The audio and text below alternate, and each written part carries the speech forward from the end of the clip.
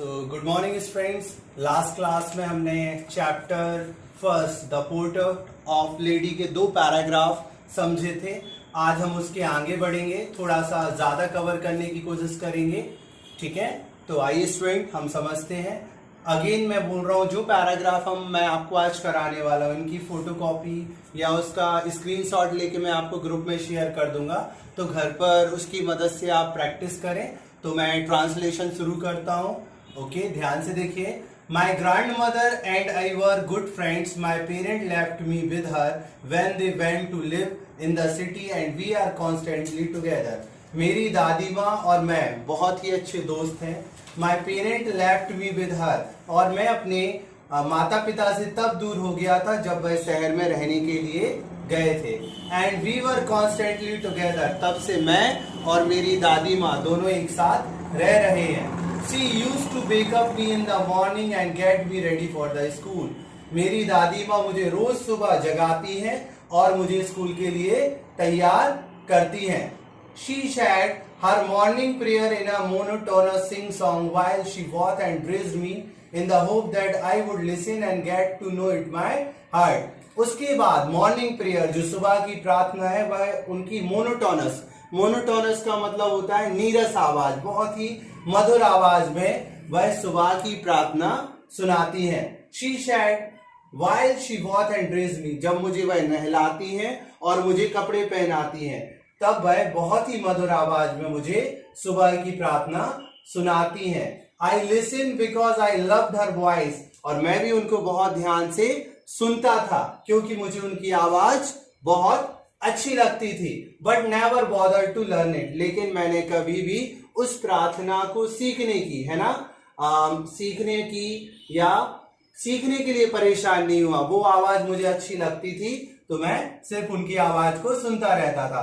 Then she would fetch my wooden slate which she had already washed and plastered with yellow chalk. उसके बाद वह जो मेरी लकड़ी की वुडन, है ना, जो छोटे बच्चे लकड़ी की स्लेट का इस्तेमाल करते हैं जिस पर पेंसिल से लिखते हैं, उसके बाद वह उसको भी धोती थी। मैं जब पढ़ता था तो मैं अपनी स्लेट को भी साफ नहीं करता था, ऑथर ये बोल रहा है, तो उसकी दादी माँ उनकी स्लेट को साफ करती थी और जो पेंसिल होती है, चॉक होती है, उसको रखती थी। A teeny earthen ink pot and a red pen, tie them all in the bundle and hand to me. इसके अलावा वो उस टाइम पर क्या होता था, स्याही वाले पेन चलते थे, तो उस पेन को इकट्ठा करके सारी चीजें जो उसकी स्लेट है, पेन है, सब इकट्ठा करके उसका एक गुच्छा बनाकर मुझे देती थी।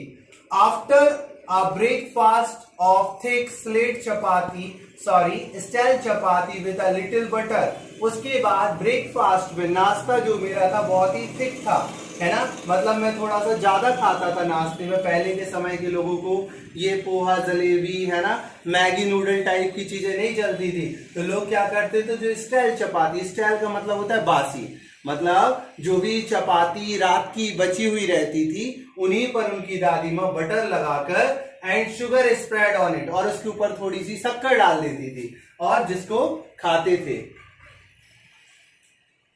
We went to school. She carried several stale chapatis with her for the village dogs. उसके बाद वो क्या करती थी, बहुत सारी स्टेल चपातीज, मतलब जो बासी रोटियां बचती थी, सामने देखो थोड़ा पास आओ।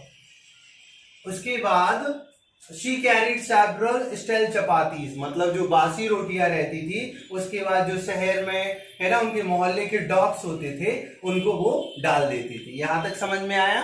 अब आगे बढ़ते स्टूडेंट, सेकेंड पैराग्राफ देखिए।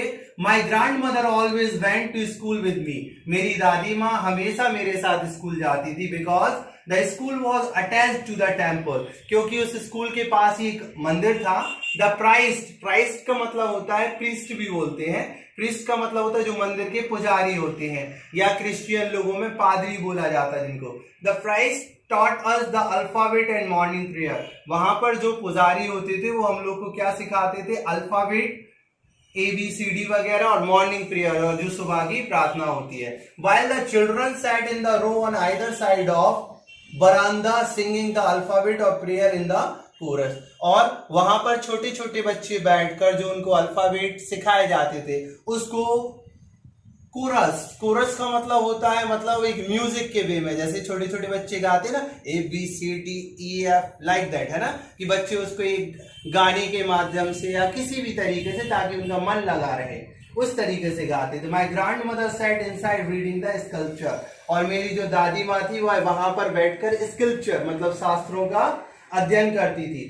When we had both finished, we would walk back together, और जब हम क्या करते थे, दोनों अपना काम खत्म कर लेते थे, मतलब वो चाइल्ड अपनी अल्फाबेट की जो चोरस है उसको गा लेता था और दादी माँ शास्त्रों का अध्ययन कर लेती थी। उसके बाद खत्म करने के बाद we would walk back together, उसके बाद हम दोनों एक साथ वापस आ जाते थे।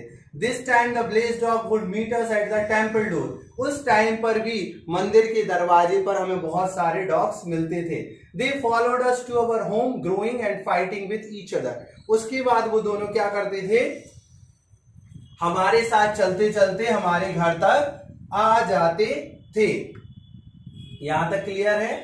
Each other for chapatis we threw to them, they followed us to our home, वो हमारे घर तक आ जाते थे, and fighting with each other, और वो डॉग्स आपस में लड़ते थे, किसके लिए, जो हमने रोटियां उनके लिए बाहर रखी थी, है ना, उनको खाने के लिए। सेकेंड पैराग्राफ क्लियर है बच्चों? थर्ड पैराग्राफ में आते हैं।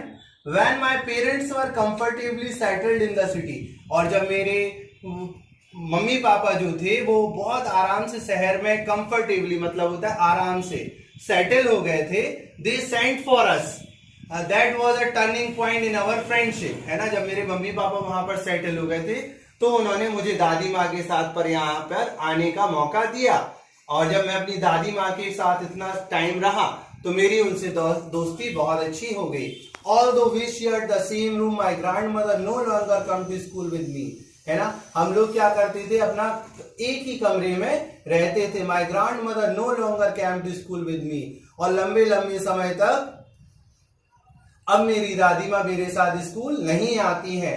I used to go to a English school in a motor bus, और मैं एक इंग्लिश मीडियम स्कूल में जो होता है बस से जाता हूँ। There was no dog in the street, और वहां पर रास्ते पर कोई भी डॉग नहीं है। And she took me feeding sparrow in the country yard of our city house, और वहां पर जो है बहुत सारी स्पैरो, स्पैरो मतलब होता है गौरैया, एक प्रकार का पक्षी होता है चिड़िया जैसा, और बहुत सारे लोग वहां पर दिखाई देते हैं जो पक्षियों को दाना वगैरह डालते रहते हैं। ओके, तो this was our third paragraph. Okay friends, in next video we will study some other paragraphs. So thank you, आप इसको रिवाइज